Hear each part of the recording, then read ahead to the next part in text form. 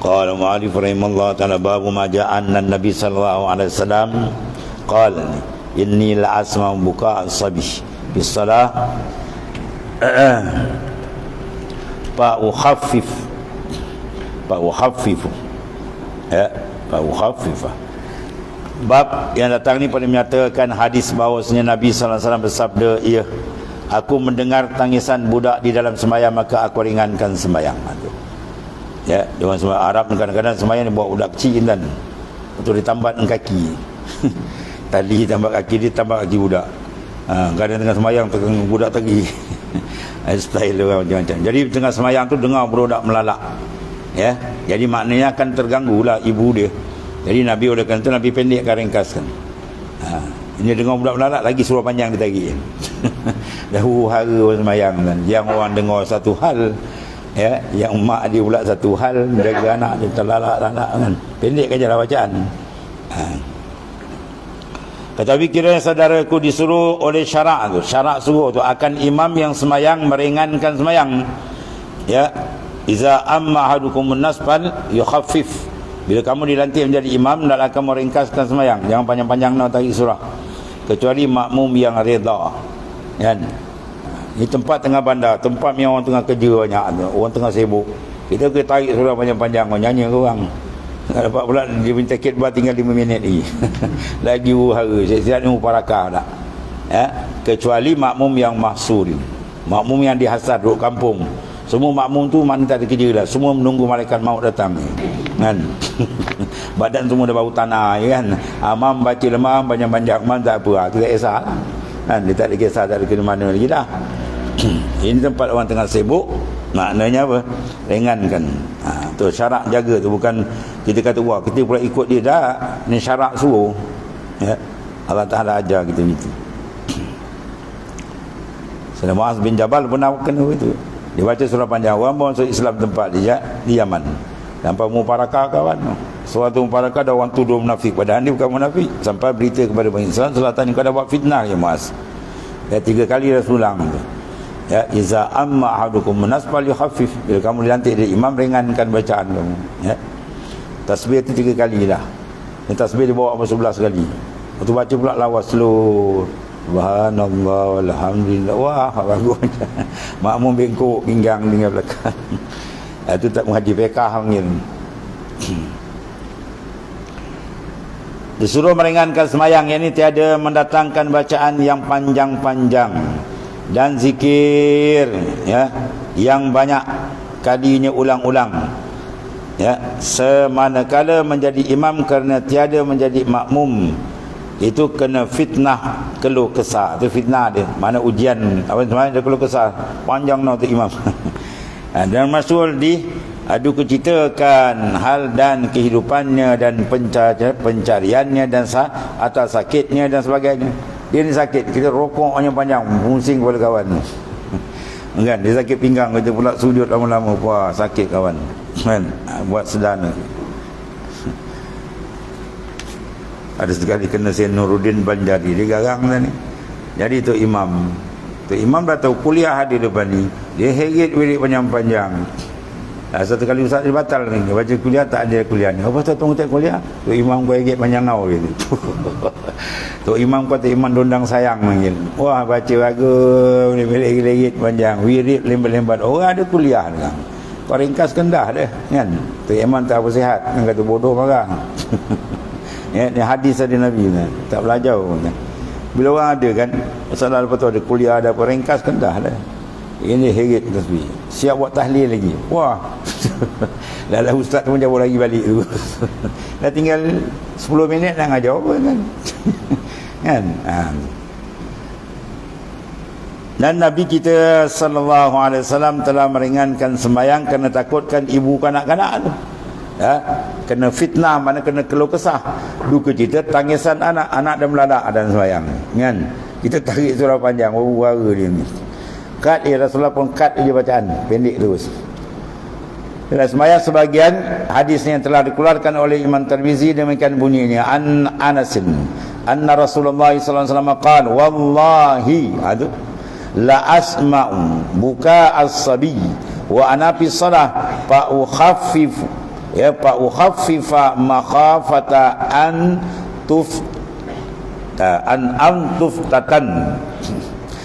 tuftatanna ummuh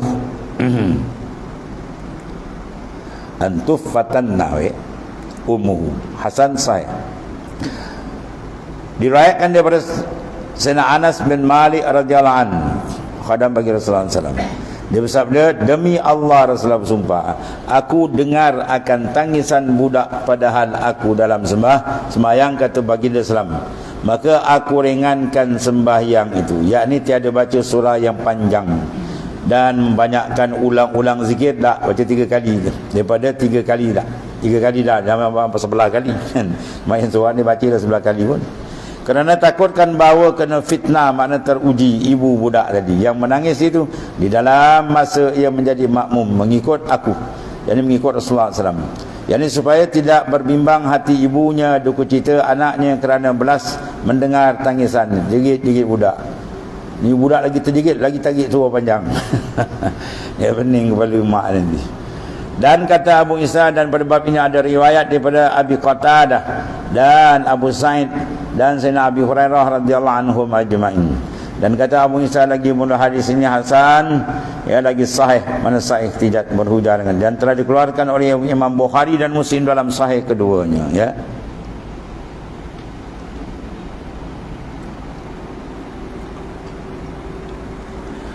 Masalah meringankan semayang waktu menangis budak abukum. Tengah semayang budak menangis, kita ringankan, nak tahu hukum. Belum hukum tu apa? Wajib ke? Ya, makruh ke? Haram ke? Sunat atau hukum? Ni kadang ada tengah orang tak kerti, orang tanya apa hukum? Bid'ah. Bid'ah tu bukan hukum. Itu perbuatan tu jatuh sunnah atau bid'ah. Adapun hukum sama ada wajib, makruh, haram, sunat, ya. Itu hukum. Orang tanya hukum tu, buatlah benda tu sunat ke, wajib ke, haram ke, makruh ke. Yang tanya apa hukum? Bid'ah. Orang lain tuan lain dia. Ya. Orang tanya kita, kau dah makan? Saya belum ambil tiket lagi. Orang tanya kau dah makan, kau tanya ambil tiket pula. Yang lain soalan lain dia jawab.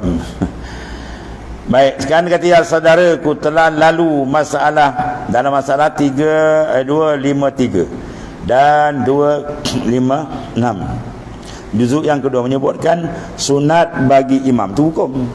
Bila hukum sama ada wajib, sunat. Ini sunat hukumnya. Sunat bagi imam bahawa meringan ia akan sembahyang. Ya, tu. Kalau sembahyang seorang sunat dipanjangkan, panjang lewat hari mana pun. Imam Malik pernah buat 2 rakaat khatam Quran.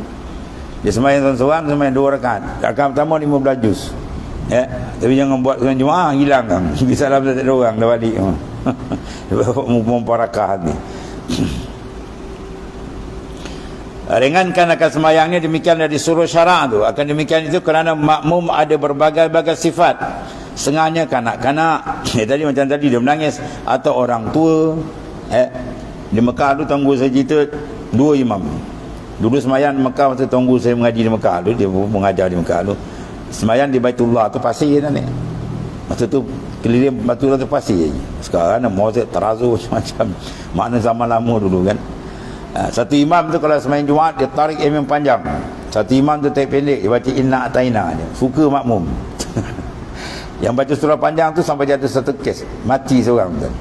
Ya? Orang tua dah terketawa-ketawa, dia tarik surah panjang semayang Jumaat. Hari orang tu gebah pingsan. Jatuh je pap, kepala pun tergantung dekat tiang punya pinggul. Mam, meninggal tu. Wah, dahsyat imam ni, jadi imam pemati orang. Ya. Meninggal tu terperanjat tu. Nak panjang nak surah tarik, uyung-uyung, bam, pingsan kawan.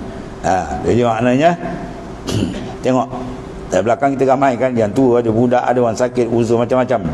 Yang pakai kursi pun ada. Dan perempuan yang mempunyai anak dan sebagainya lah, maka sunat meringankan tu oleh imam akan semayangnya. Baca yang surah-surah sekadar yang panjang. Lihat dalam masalah 255 juzuk yang kedua. Apabila didengarnya budak menangis, tu sebab imam paling kuat cabaran dan imam dalam semayang ni, makmum dengan imam, siapa yang kuat ujian? Imam banyak kadang badan dia, jasad dia menghadap kiblat, rohani dia menghadap apa? Makmum.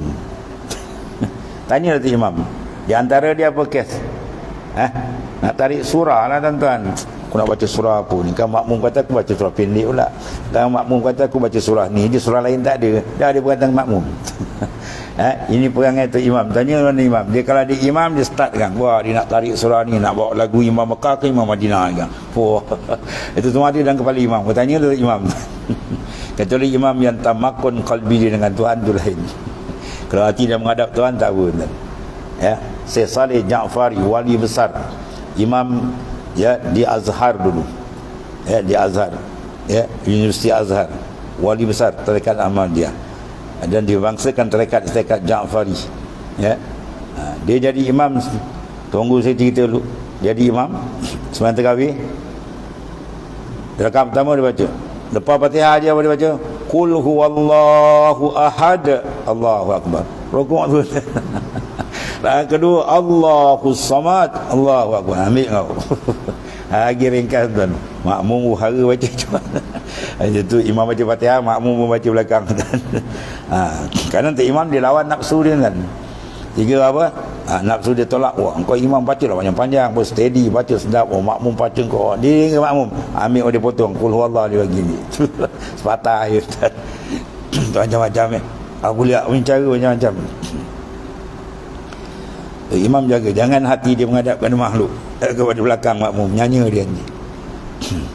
Padahal ibunya bersama sembahyang jemaah kerana kasihkan ibu tadi, kasihan ibu dia dan anaknya, sebagaimana dapat dalil daripada hadis dalam masalah 228 bahawasanya Nabi sallallahu alaihi wasallam, Rasulullah SAW meringankan sembahyang kerana didengarnya tangisan budak. Wallahi Nabi bersumpah tu la asma'u buka as-sabih wa ana fi salah, maka fa ukhaffifa makhafata an tuftatanna ummuh.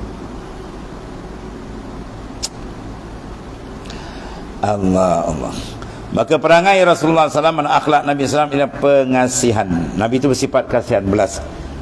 Kasihan ia akan ibunya dikucita, akan anak yang menangis, maka boleh jadi hilang khusyuk dan khuduk dia. Dan kasihan ia akan anaknya kerana menangis itu mendatangkan mudarat ke atas anak pula. Dua-dua mudarat. Ibu terganggu, anak pula mudarat. Dengan kerana itulah meringan ia Nabi SAW maka sembahyang sekira-kira tamam dan ringan namanya. Ringan tapi tamam. Jangan ringan sampai tak ada tomat ninah tu. Dan satu lagi masalah, kasihankan makmum dan orang yang ikutnya, kata Imam Nawawi. Dan pada hadis dalam masalah 228 ini dalil atas kasihankan dengan segala makmum dan segala orang yang menjadi mengikut, dan dalil atas memeliharakan dan meraihkan maslahah mereka itu. Itu imam, pemimpin, dia tengok orang belakang, jangan ikut kepala dia je. Itu maksud dia. Dan bahawa sentiasa memasukkan atas mereka itu barang yang memberi masyarakat atasnya. Jangan bawa benda sampai terganggu makmum yang mengikut. Dan kalau sedikit sekalipun dengan tiada darurah sekalipun. Itu cara dia. Dan masalah perempuan semayang serta laki-laki itu apa hukumnya, kata Imam Nawawi. Dan pada hadis masalah 228 ini menunjukkan harus semayang berjamaah perempuan serta beberapa laki-laki kerana budak yang didengar oleh Nabi SAW itu tangisan itu ialah ibu. Ibu maknanya perempuan lah. Semayang serta baginda sallallahu alaihi wasallam dan beberapa makmum laki-laki. Dan bahawasanya kanak-kanak itu harus dimasukkan dia ke dalam masjid. Semua banyak dalil. Kalau tidak Rasulullah tak bagi. Mana harus dibawa, cuma kena jagalah. Kita bawa anak ke masjid, bawa ke surau, jaga anak betul-betul, jangan lepaskan. Ni semayang dia main depan solat mula habis diganggu orang. Lepas tu pula anak ada menangis-nangis, anak dia kacau orang, dia jeling tau. Itu mak kurang apa? Kurang akal. Dan kita tak berakal marah pula kan. Jaga anak tu. Orang dulu kau didik anak tak hebat tuan-tuan ni.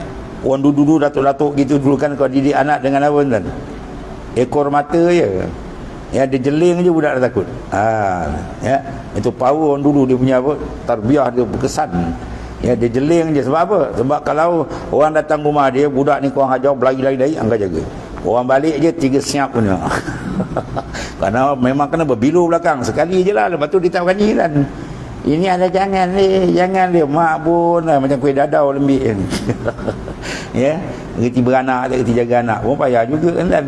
Orang tak marah datang surau masjid, datanglah. Lagi baik kita latih budak, biar budak tu suka pada masjid surau, tapi jangan tak jaga. Uhara sembahyang depan kedua buli kerjanya kan. Habis tu. Jadi bawa datang tak apa, tapi kena jaga betul. Tapi ada ikut perangai. Kalau anak-anak nak tahu perangai ibu bapa, dia tengok budak.